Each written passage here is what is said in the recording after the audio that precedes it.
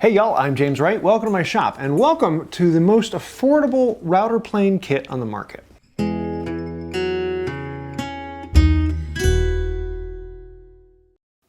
We're going to start off by working on the base, and I'm going to be making this out of a piece of oak that is 3.5 inches by 3/4. The kits I'll actually be selling are 1 inch thick. I like that thickness a little bit better.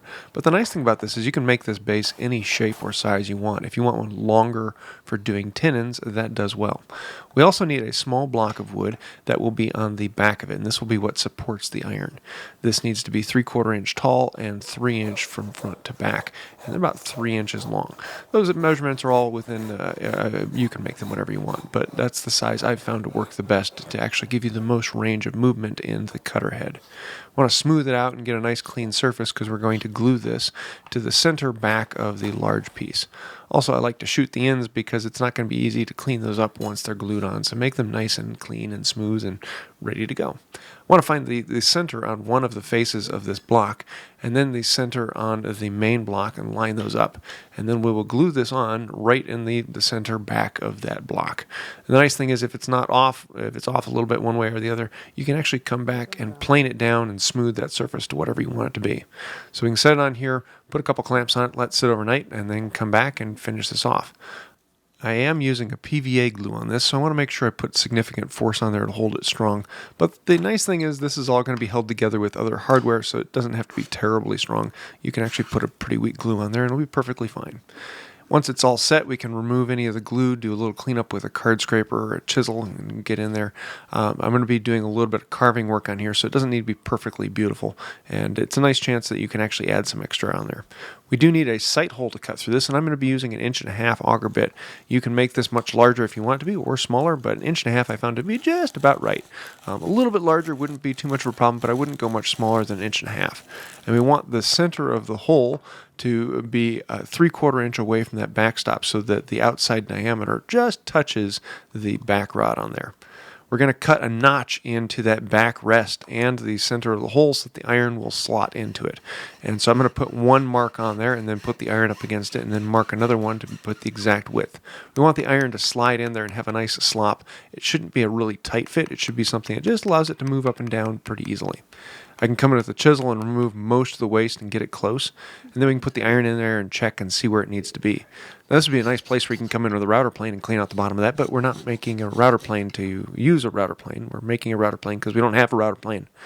But we want to make sure everything is good and smooth on there, so a file and a rasp do a good job of it. The other thing we want to do is make sure that it is square to the base, and so you might need to chisel out a little bit more on one side or the other.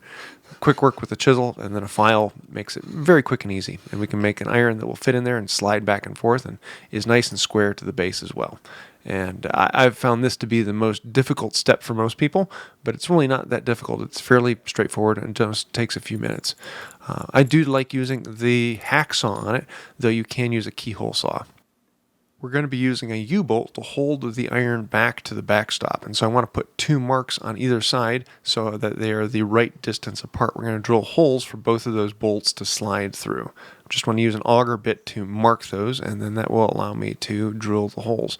I'm using a 3/8 bit for a 1/4 inch. It gives you a little bit of slop on there, but if you want it a little bit tighter, you can. I just like having a little bit on here. Here's the original one I was doing. It had 1/4 inch holes, and it fits through there, but it's just a little tight. Switch these out to 3/8, and that works a lot better. I also need to chip out a little bit so that this U-bolt can actually go all the way back. So I have a small carving gouge, but this could also just be done with an 1/8 inch or 1/4 inch chisel to remove the waste. Then you can put it in, tighten it down, and technically it's a functional router plane. You can actually use a hammer to adjust it in and out. But I had these specialty nuts made, and these fit into the slot in the back of it so you can let it run up and down a bolt. This gives you a fine adjustment on there. I really like how these came out. They also have a little bit of slop in there so you can move the iron up and down and give yourself that adjustment you're looking for. I want to pick a hole that is the same diameter as the inside thickness of the threads on the Chicago bolt that we're putting on. And this is a hanger bolt or Chicago bolt. It goes by a bunch of different names, but it's got wood screws on one end and a machine screw on the other end so that you can thread it into the wood and then put that nut to ride up and down on it.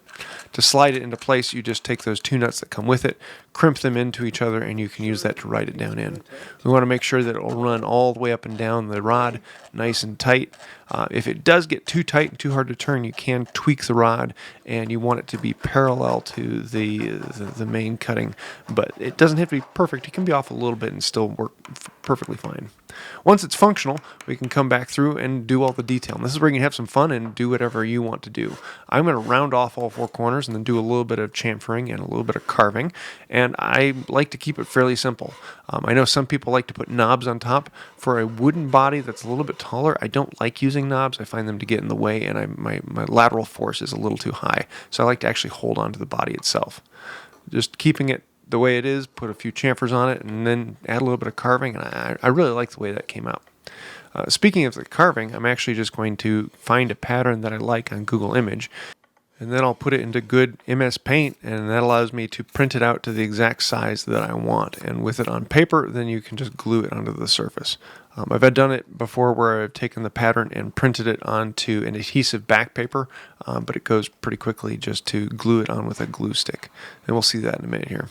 Here I'm actually just finishing up some of the chamfers, rounding out the inside. I've seen some people actually make this more of a bowl shape and bigger, making it easier to see or the chips to come out. I found that doesn't make a huge bit of difference. For the carving pattern, I chose a Celtic Trinity, and I really like this knot. It's simple, it's easy, and most anyone can pick this up. My daughter carved this when she was like 6. It's very, very easy with a V tool. You can run right along those lines and carve it out in just a matter of minutes. Each of these take me about 4 or 5 minutes to carve, and they're not very deep, they're not very ornate or intricate, but they add a lot to it. And when you carve it out, then you can come back through and scrape off the paper, and you're left with the surface. I like to keep the card scraper not actually scraping the wood until I get rid of most of the paper, and then I'll lean it down a little bit and actually scrape the surface of the wood and get a nice clean surface on there. And that works out pretty well. So now we're about ready for some finish. And for that, I'm going to use boiled linseed oil. A little bit of boiled linseed oil, let it soak up as much as it wants, and then afterwards wipe off the excess and then apply paste wax, and it's ready to go. I don't like putting too much more than that on hand tools that I'm holding on to. But this is a really quick, simple project, and I try to make it as affordable as possible. The hardware on it is very affordable, and most people can make one of these in just a couple hours. You can put it together, take it for a test drive, and I really like how this came out, and I'm looking forward to seeing what some of you make. And if you want to see the plans or the information on where to get the hardware, there's information down below. And I hope you enjoyed it as much as I did. It made me very happy. So there you have it. Routerplane kit, and I really like this one. Fully functional, just like the 71. Even though there are 2 nuts in the back as opposed to the one of the Stanley, the nice thing about this is you only have to loosen one to relieve the pressure and allow it to move. I'll have a video coming up here soon going into more detail about the kit and what all actually made to come up with this. I've been working on this for years, probably about 5 or 6 years that I've been trying to get all the pieces in order to make this work. And actually, I've been trying to get it down to an affordable price. And it is now the cheapest Routerplane kit on the market. So I hope you like this as much as I did. And if you want to find out more about it, there are links to it down below. You can actually get the kit as just the hardware, or you can buy it with the wood pieces as well. Although it's just 2 rectangles, it's pretty easy. And the kit does come with all the hardware you need, including the extra nuts to tighten the stud down. So I hope you like it, and let me know your thoughts, comments, snide remarks down below, because those do help out the channel. Anytime you like, comment, share, subscribe, or buy products off my website, thank you. It does help out the channel, and if you really want to help us out, think about joining those fantastic people over there. Those are the benevolent, wonderful, gorgeous, beautiful people over on Patreon. And without patrons and members on this channel, people who click that thank you button down there, this channel would not exist. So thank you for that. You guys are the ones that actually allow me to do the research and study to make up one of these. So I hope you like that. Thank you. I think that'll do it for now. And until next time, have a wonderful day. The cheapest fully functional router kit on the market, compatible with fiber and cable.